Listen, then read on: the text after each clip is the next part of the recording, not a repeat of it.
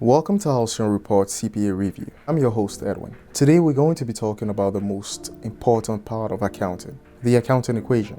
The accounting equation is the basis of everything you will be studying in accounting, from now until the end of your days. So let's jump right into it. The accounting equation goes like this. Assets equals liabilities plus stockholders' equity. But for simplicity's sake, we're going to write it as A equals L plus SE. Once again, that's assets equals liabilities plus stockholders' equity.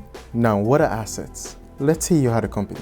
Assets will be considered things like tables, computers, TVs, cash. And for the more advanced accounting student, you'll see things such as accounts receivables and prepaid expenses, as you find out later the difference between the two. Now, all of these will be considered assets for an organization or a company, or even an individual such as yourself.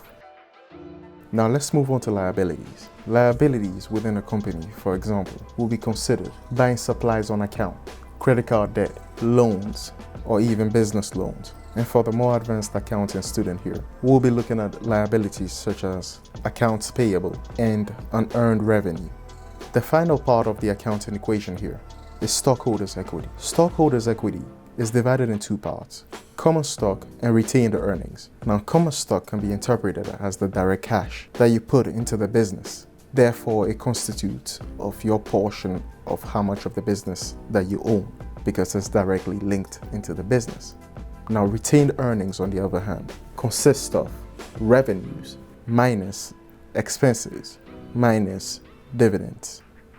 It is very important that you take note of this. In accounting, the assets must equal the liabilities plus stockholders' equity. I repeat, the assets must equal the liabilities plus stockholders' equity. So it's very important that you know this and you know it by heart, as anything that you would be studying or anything you would have to calculate can and will boil down to how well you know this equation and in the manner in which you use it. So it's very important that you pay attention to it, as you will find out as early as lesson 4 in this course of videos. So stay tuned. Now that you know the accounting equation, how do we apply it? We apply it by creating what we call a journal entry. Now, a journal entry comes from the act of what we call journalizing. Now, journalizing is simply the process of recording accounting transactions. So remember this, what we get out of the act of journalizing is what we call a journal entry.